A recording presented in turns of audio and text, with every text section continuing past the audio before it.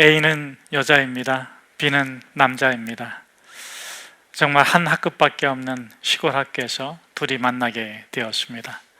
A가 시골에 온 것은 자동차 사고를 당해서 아빠가 돌아가셨기 때문입니다. 엄마는 그 사고의 충격으로 실어증에 걸렸습니다. 하는 수 없이 A는 할머니가 살고 계신 그 오지 시골에 왔습니다. 그리고 학교에 왔습니다. B는 아빠도 있고 엄마도 있고 동생도 있습니다. 그런데 B는 늘 아빠에게 구타를 당하며 살고 있습니다.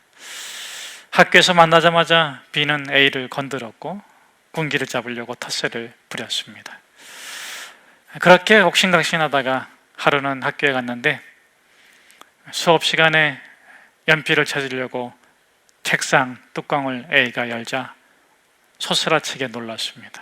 거기에 뱀이 들어있기 때문에 그렇습니다. 너무나도 놀라가지고 소스라치는 A를 보면서 선생님이 무슨 일이야? 라고 물었지만 A는 웃고 있는 아이들을 바라보면서 아무 일도 아니라고 하며 책상을 닫았습니다. 점심시간이 되었습니다. A가 B에게 복수를 했습니다. B의 도시락을 비우고 자기 책상에 넣은 그 뱀을, B가 넣은 그 뱀을 B의 도시락에 넣어놨습니다.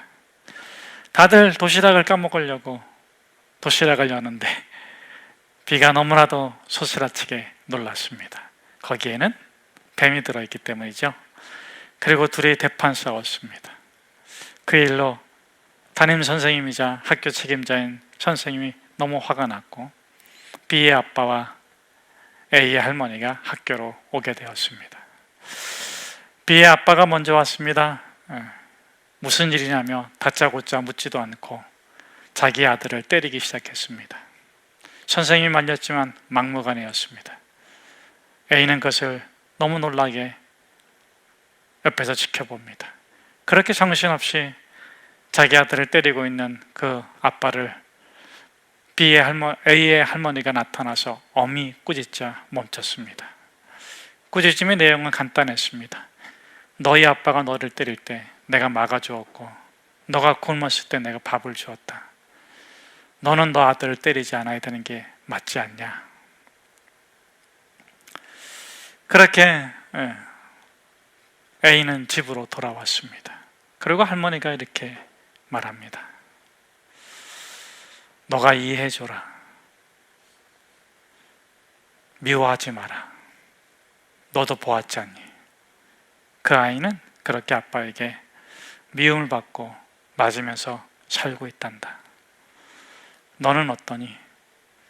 아빠는 비록 세상을 떠났지만 아빠의 사랑이 너 안에 있잖아.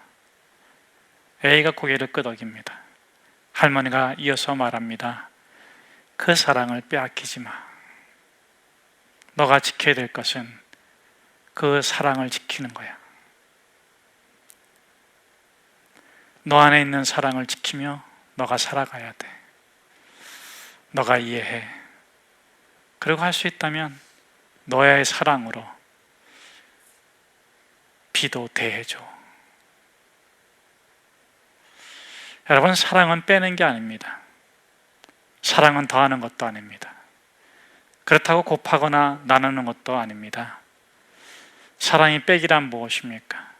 내가 원하지 않는 모습을 빼고, 내가 싫어하는 모습을 빼고, 내가 좋아하지 않은 것을 빼서 상대방이 바뀌기를 원하는 거겠죠. 나누기는 더 심한 요구일 것입니다. 내가 사랑하니까 넌 이렇게 돼야 돼. 그러나 사랑은 빼기도 아니고 나누기도 아닙니다. 그렇다고 해서 사랑이 더하는 것도 아닙니다. 내가 이걸 해줄 테니까, 내가 저걸 더 해줄 테니까, 그러면서 무엇을 요구하는 것입니까? 너는 내 만족을 줘야 돼. 내 만족을 채워줘야 돼. 그렇다면 사랑받는 대상은 사랑으로 사는 걸까요? 아니면 사랑을 잃어버리고 자신을 다른 자신으로 바꾸어 살아가야 하는 존재가 되는 것이 아니겠습니까? 사랑은 빼는 게 아닙니다.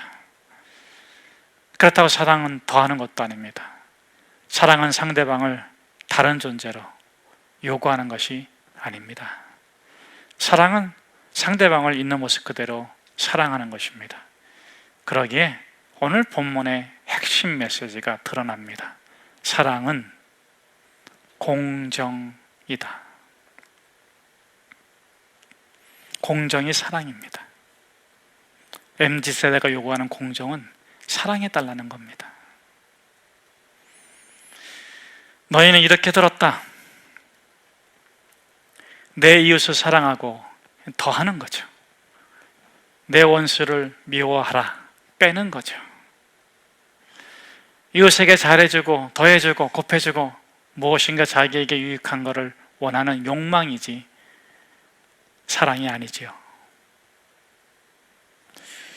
너 원수를 미워하라 빼버려, 나눠버려, 무시해, 짓밟아버려, 불공정하게 대해, 왕따시켜, 짓밟아버려. 사랑이 아닙니다. 공정도 아닙니다. 공정이 사랑이고 사랑이 공정임을 다음에 이렇게 말합니다. 나는 너에게 이르노니 너의 원수를 사랑하며 너희를 박해하는 자를 위하여 기도하라. 이같이 한즉 하늘에 계신 너희 아버지의 아들이 되리니 이는 하나님이 그 해를 악인과 선인에게 비추시며 비를 불의한 자와 의인에게 내려주심이라. 하나님이 불공정하십니까? 하나님은 사랑이십니다. 공정하심이 사랑이십니다.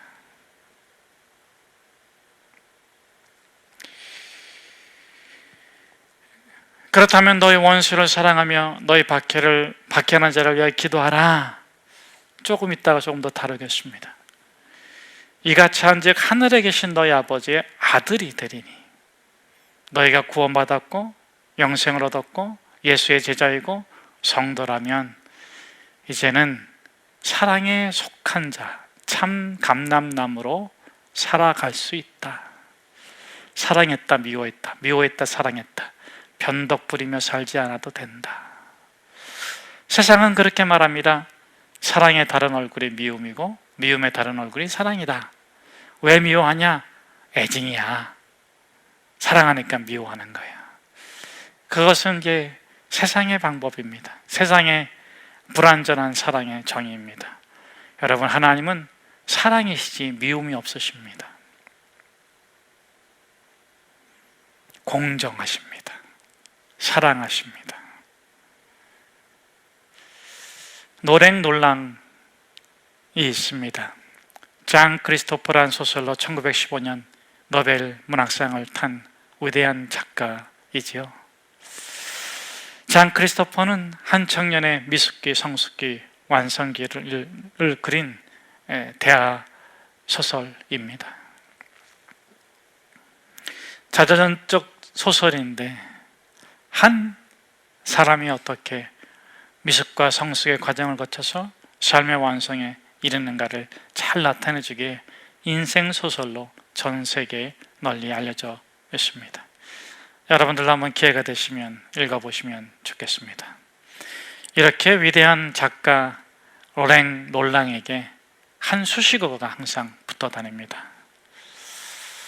모든 사람에게 대항하는 자, 더 정확히 표현한다면 부당한 모든 사람에게 대항하는 한 사람이라는 수식어가 붙어 다닙니다. 그의 별명처럼 말이죠. 왜 그런 일이 있었을까요? 그가 20살 때 무명의 시절, 정말 아무도 알아주지 않은 그때에 그가 작가가 되기로 결심합니다. 그런데 문제는 자기 자신의 결정에 자기 자신이 확신이 없다는 겁니다. 내가 정말 작가가 될 수 있을까?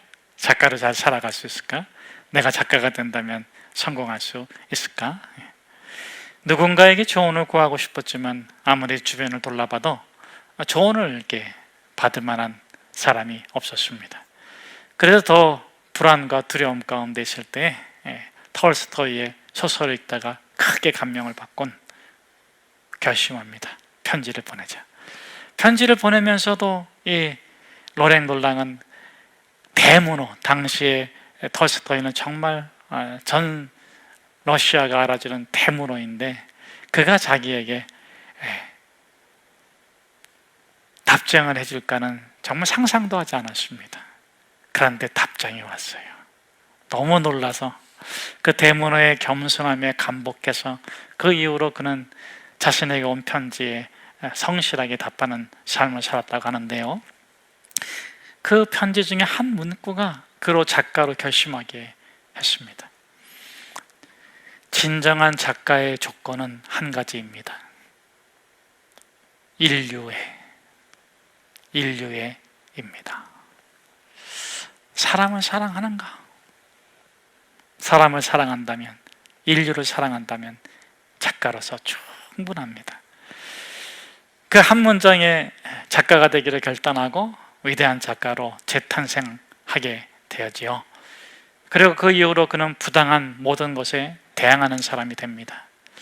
세계대전이 일어나서 프랑스가 전쟁에 참여했을 때 그런 프랑스 국민임에도 불구하고 애국심을 뛰어넘어 인류애로 반전운동을 앞장섭니다.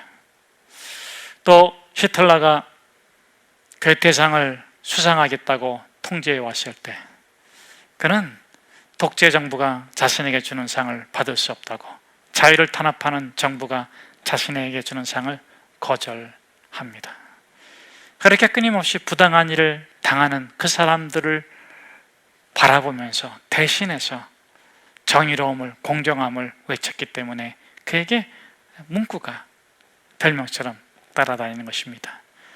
부당한 일을 행하는 모든 사람에게 대항하는 한 사람. 사랑은 무엇입니까? 사랑은 공정입니다. 그런데 그 공정하게 대하는 사랑이 사랑의 대상에 따라서 사랑으로 받아들여지기도 하고 미움으로 받아들여지기도 하는 거죠. 우리 장로님이 공정하게 어떤 대상을 대해줬는데, 사랑해줬는데 그 대상이 친구라면 그 대상은 사랑으로 받을 것입니다. 그러나 그 대상이 원수라면 아무리 사랑으로 대해도 그 원수는 미움으로 받을 것입니다. 그렇다면 그가 미워하기 때문에 사랑을 공정하게, 공정으로 사랑을 표현하지 않고 다르게 표현해야 되겠습니까? 이 사랑의 공정성, 하나님의 사랑의 공정성을 가장 잘 드러낸 성경이 호세아서입니다. 호세에게 임하신 하나님의 말씀이 어떻습니까? 왕들의 연대기를 쭉 말한 다음에 여로보암 왕 때에 호세아에게 임하신 하나님의 말씀이라. 이 백성이 음란하니 너는 음란한 아내를 얻어서 장가들어라. 그래서 어떻게 하라는 것입니까? 빼라는 것입니까? 더하라는 것입니까? 곱하라는 것입니까? 나누라는 것입니까? 내가 너를 사랑하니까, 내가 너와 결혼했으니까 빼!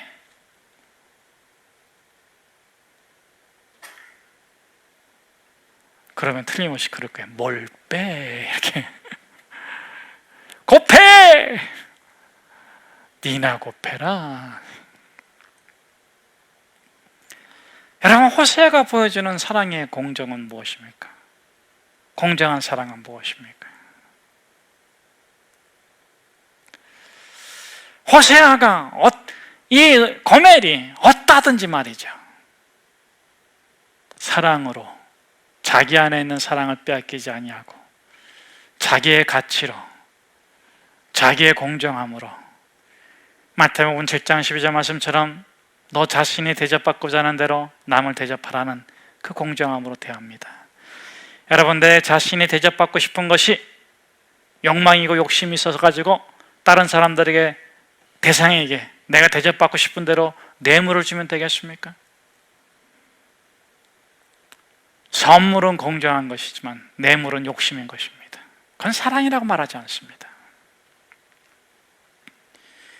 너 자신이 대접받고 싶은 대로 너가 먼저 남을 대접해라. 너의 사랑은 항상 공정해야 된다. 너의 가치, 너의 인격, 너의 언행 공정해야 된다. 상대방에게 욕심을 갖고 욕망을 갖고 계략을 갖고 그렇게 대하지 말라는 것입니다. 참 사랑으로 대하라. 여러분, 호세아가 고멜과 결혼했습니다. 첫 번째 아들을 낳았습니다. 이름이 뭡니까? 이 부분에서는 대답을 해주셔야지 진도가 나갑니다. 이스라엘. 여러분, 이스라엘은 뭐죠? 이스라엘 영토, 유대 영토 중에서 가장 비옥한 평야 지역입니다. 풍요를 상징하고 평화를 상징해요. 밥이 있어야 쌀이 있어야 평화로운 겁니다. 그런데 그 이스라엘이 전쟁, 치욕, 징벌로 바뀝니다. 왜? 공정하게 사랑했는데 고멜이 어떻게 받아서? 호세아는 사랑을 하고 공정하게 사랑을 표현했는데 고멜이 어떻게 받아서? 여기서 이 고멜은 이스라엘을 상징하기도 하죠.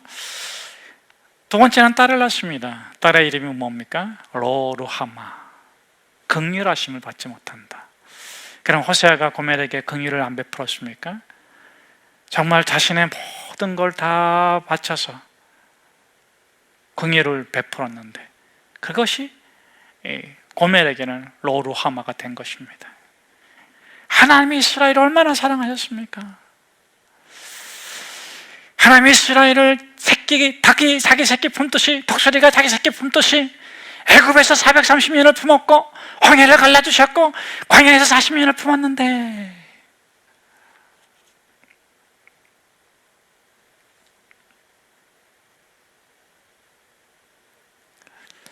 한 번도 하나님은 미움으로 대하신 적이 없습니다. 그런데 이스라엘은 뭐라고 말합니까? 왜 하나님 우리를 미워하십니까? 왜 하나님 우리를 징벌하십니까? 왜 하나님 우리에게 이렇게 고통을 주십니까? 하나님은 한 번도 미움으로 대하지 않으십니다. 왜냐하면 하나님은 사랑이기 때문에 미움에 속하지 않습니다. 세 번째 딸을 낳습니다. 로함이 내 백성이 아니다. 어떻게 내 백성이 아니겠어요?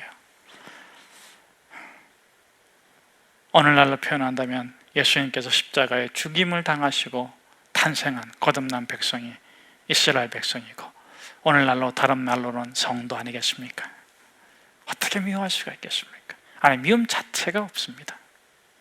미움이 있으신 분은 있다면 그분은 하나님이 아닐 것입니다.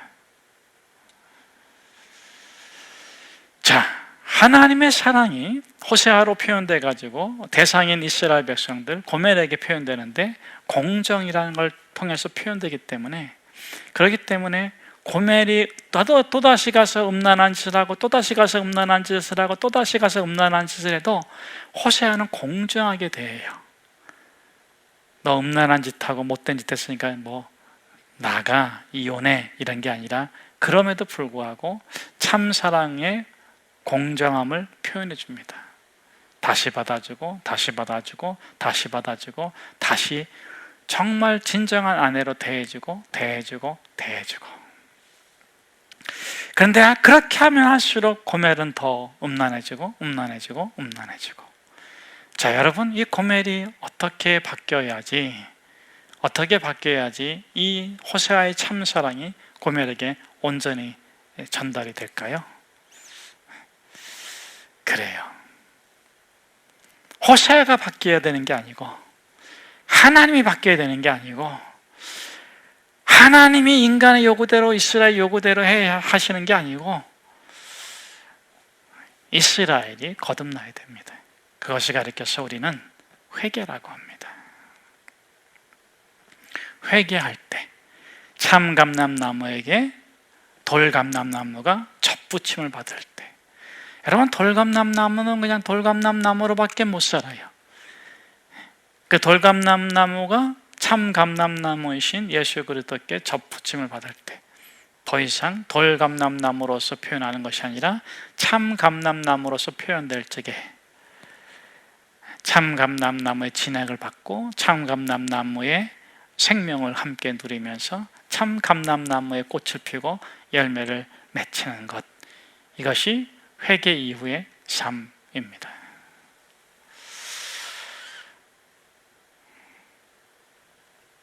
오늘 주님께서는 또 이렇게 말씀하십니다. 너희는 끊임없이 미움의 유혹을 받고 증오의 미혹을 받게 될 터인데 다시는 미움과 증오로 들어가지 마라. 다시는 너의 영혼 안에 미움과 증오를 불러들이지 마라. 어떠한 일이 있어도 하나님의 사랑을 입은 자로 그 사랑을 공정하게, 하나님께서 의인과 선인에게, 악인과 불의한 자에게, 악인과 선인에게, 불의한 자와 의로운 자에게 햇빛과 비를 똑같이 주시는 것처럼 너희가 형제에게만 무난하면 남보다 더하는 것이 무엇이냐? 너희가 너희를 사랑하는 자만 사랑하면 너에게 어떤 사랑이 있겠느냐?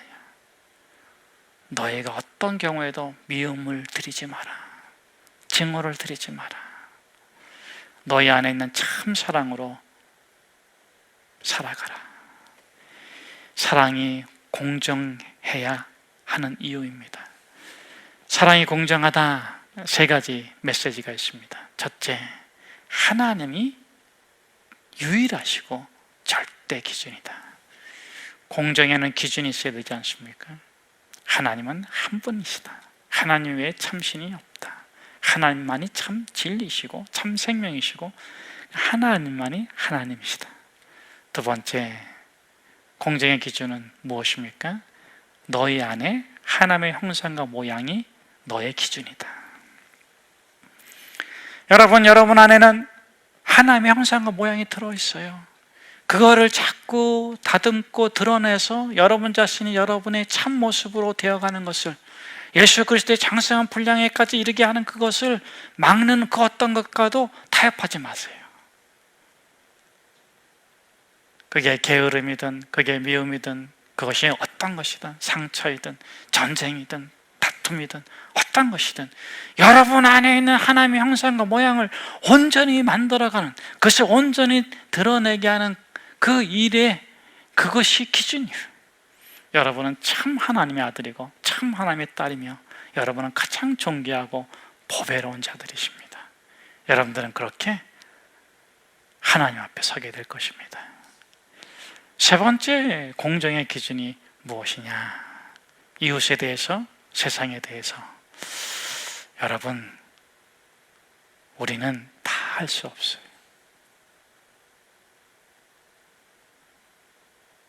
아마 세상은 여러분들에게 올마이트를 원하고 슈퍼우먼이 되기를 바라겠지만, 그렇게 왜 못 되냐고 부추기겠지만, 우리는 겸손하게 이렇게 말할 수 있어야 됩니다. 저는 그저 제게 주어진 소명의 길을 갈 뿐입니다. 내게 주어진 십자가의 삶의 길, 그 길을 걸어가는 것이 전부입니다. 그러면 이것도 부족하고 이것도 부족하고 이것도 부족하고 이러다 이걸 어떻게 해? 그럼 이렇게 말하세요. 저는 우주의 먼지보다 못한 자로 그저 밤하늘에 별 하나의 자리를 채우는 소명이지만 나머지 공간은 하나님께서 정한 자들이 또 그렇게 별처럼 빛나서 채워갈 것입니다. 하나님은 살아계시고 역사하시며 통치하십니다. 사랑하는 성도 여러분, 여러분의 십자가의 길을 마지막까지, 여러분의 소명을 마지막까지 이루시고 크게 웃는 저와 여러분 되기를 축복합니다.